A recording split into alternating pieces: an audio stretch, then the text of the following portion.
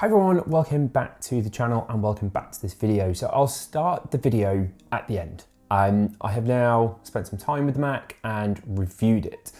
As you can tell from the thumbnail, I'm actually going to be ending up returning this MacBook, but I'll explain why towards the end. So the video will be split into two halves, essentially an unboxing and initial impressions, and then the second half is more in depth and the reasoning why.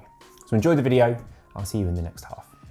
Hi everyone and welcome back to the channel and to this video. So it's been a while since I've been able to make YouTube videos and create any sort of content. As you might tell, I am in my new house and this video is super exciting to be the first video since coming back. And I'm gonna get straight to the point because this video is probably gonna be slightly longer with it being a full review and my time with this device. But to start with, we'll get it unboxed, see what it's all about and my first impressions. So, obviously from the thumbnail and the title and everything, you know, in here is the base spec brand new 2021 MacBook Pro. This is the actual base spec of this computer. So I have got the one that I think a lot of people will pick up. They'll see if it's any good, if it's good for professional use. I have a shoot tomorrow, so I'm going to be using pretty much all the equipment that you see here and then using this computer. So let's get it opened. Now I do have the trusty opening knife, but with this being Apple, I think we're going to be absolutely fine. Now for reference, the computer that I have just here is the computer I haven't upgraded because I don't feel like Apple have done the greatest job with the MacBook Pro lineup for, well, it's coming up to 6 years now. So this is a 2015 fully loaded MacBook Pro 15-inch. I also do have the 16-inch M1 Max coming as well, which I do think might turn into my daily machine because I haven't bought a Mac for 6 years, so it kind of makes sense. But yeah, let's get this opened. I'll have to blur obviously my address out. But in true Apple style, this is looking very nice. So got the MacBook Pro. Apple are doing a great job in not actually needing knives anymore. So the likes of Peter McKinnon with all his knives, not gonna be too happy. But yeah, MacBook Pro 14-inch, 16 gigs of unified memory. It's got a 512 gigabyte SSD, very quick SSD. This is the 8-core, so it does have the 2 binned off CPU cores, 14-core GPU, that all-important display. So yeah, let's get it opened. Move this box out of the way. And then you just have the pull tab. You're meant to have a pull tab. That pull tab just came off. So we'll give that another go.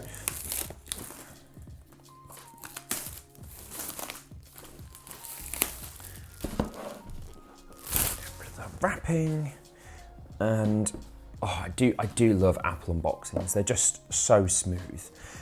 And then we have our MacBook. Oh, that's kind of heavy, but like not. That's nice. So we'll leave that just to the side. What we also have, you've got your blurb.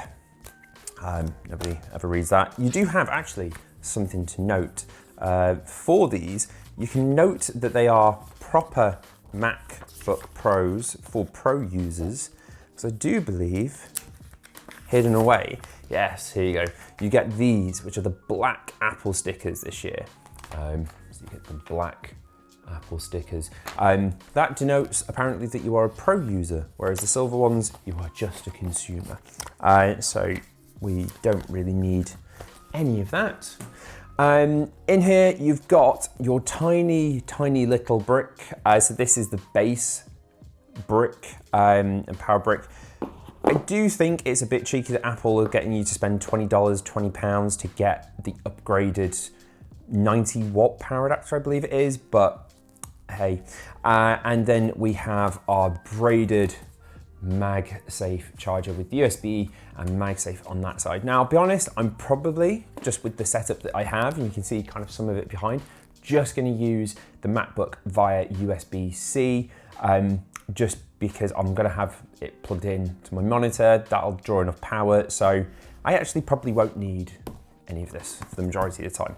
Obviously great when you're going out, but you can still charge it through USB-C. So if you have any of the previous MacBook Pros, again, MacBook Pro.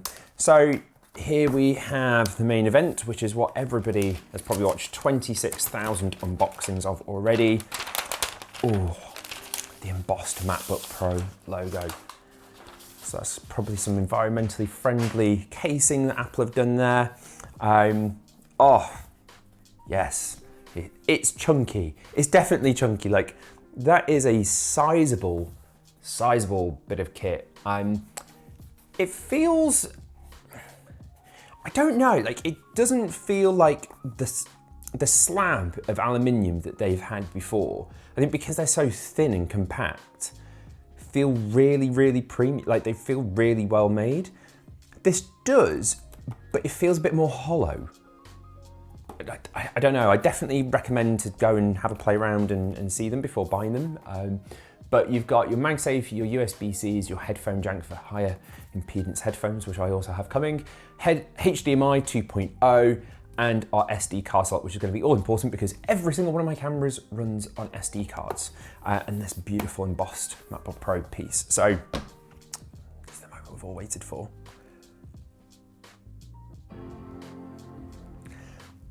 I like that it just turns on now. I think it's pretty cool. So, we've got our paper. And yeah, that screen, that is nice. I'll show you on this here. Oh, here we go. Oh, isn't that nice? I got that timed beautifully. Hola. Yeah, it has the notch. We all know about the notch. The notch is a thing. We're all gonna have to deal with having notches in our lives, not just on our iPhones. Luckily, we don't have it on the iPad. I'm very surprised that the engineers at Apple haven't been able to get rid of that. I don't know, but you know, webcams are really important. First thing to note, you can instantly tell how good the display is, like absolutely. That looks absolutely incredible. Instantly tell ProMotion, the cursor just moves really well. I film everything in 24 frames a second, so it's going to be difficult to really kind of show it off, but we'll obviously try. But this looks absolutely like crazy good.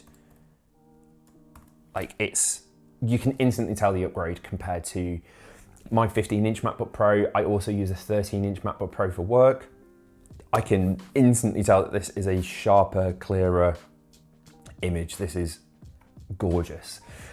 So what I'll do, this is as I say, an unboxing, quick first impression part of the video.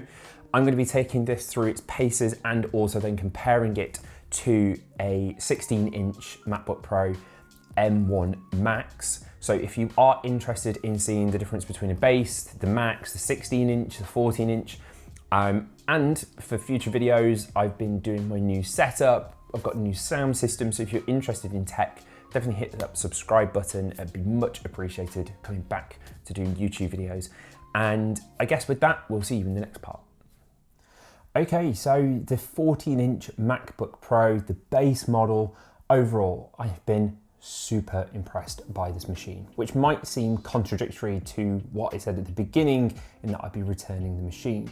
But I do want to explain why it's just not for me, but overall it is truly impressive.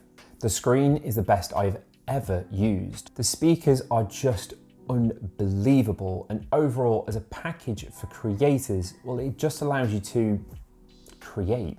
So let me chat about my time with the 14-inch MacBook Pro. So I've had it for just over a week now and been using it pretty extensively in that time. And the first thing that you note, and you can tell I noted when I unboxed it, is just how good the screen is. The screen is absolutely and easily the best Apple have ever put on their MacBook Pro lineup. The only device I can compare it to really is the latest 12.9-inch iPad Pro, which has very similar technology in, and also the iPhone. It has the most incredible contrast with this mini LED technology. Blacks truly do stand out as being black, and the Pro Motion just means that, well, you've never seen Mac OS in the same way before. And yes, you can't mention this display without mentioning the notch. The notch is there, it has been mentioned by every single reviewer. And the thing is about this notch, it is out of the way of your content. So really, if you're creating videos, editing photographs, doing any sort of code-based work, most of the time you're not going to notice this notch. The only time I really noticed it was really when it came down to using the toolbar, which I don't know about everybody else, but keyboard commands, I don't really use the toolbar all too much. I'd much prefer to have this slight notch and that extra little bit of room for the menu bar to hide away so I can use more of that screen and not have this notch and it all go down. I'd much prefer the notch being there. And really, the other thing that kicks you straight in the face when you first start using this computer is those speakers, or are those speakers. They are hands down the best I've ever heard in a laptop. They're bassy, they're punchy, they're full, and really, to say that this is on a laptop is truly impressive. But let's be honest, they're still not as good as, let's say, a dedicated speaker in a setup, or as immersive as a pair of really good headphones. But if you're editing on the go, need to listen to how good the audio sounds, this is as good as you can get on a portable machine. Now, talking about headphones, I really do like the fact that this headphone jack also allows for higher impedance headphones, such as these. Normally, you need something external, like a little red thing I have over there, to give these enough power to actually listen to. And even though the DAC on these Macs aren't the greatest and you can get better sounding quality, to be fair, again, if you're on the run and on the go, being able to power some of these is super useful for a video editor or just somebody who likes music. Other things that I love about the MacBook Pro in this form as well is the design. I much prefer this industrial sort of feel, throwback almost to those 17-inch MacBook Pros that we used to get. It feels more solid, you've got more depth, and that extra depth allows for the return of ports. Now, ports are more of a quality of life improvement. Yes, we've been able to live by with dongles and such, and that transition to USB-C has really forced a lot of the industry to also move to USB-C. But being able to just import footage from an SD card, like I will be doing with this video, straight onto the Mac is just so much easier, especially again, on the go using a portable machine. Things like the HDMI port, yes, it's not HDMI 2.1, which on a super OLED expensive TV would allow you to go up to 4K, 120Hz or 8K monitoring. To be fair, the use case is more for plugging this into a TV or a monitor or something at work and doing presentations, which is super useful. So with the new MacBook Pro being given that Pro lineup, something that Apple are very happy to dish out to a lot of their products, does this live up to the performance boost that most Pros require? And on the whole, I would say yes. Now, this again is the M1 MacBook Pro with the M1 Pro chip. So it's the base model, it's 8 cores, not 10, so slightly binned, and the GPU is the worst performance you can get in this new lineup. Now, overall, I was very, very impressed. Things like photo editing was not a problem whatsoever. But I also mentioned that in the M1 MacBook Air that I reviewed last year. Raw photographs are eaten by M1 easily. But there were times that I thought that extra grunt of either a more powerful M1 Pro or that M1 Max could have come in useful. So I'm just going to show a clip now of me exporting the previous part of this video. And that was about a 9-minute 4K clip with 2 layers of 4K. I don't film 8K currently.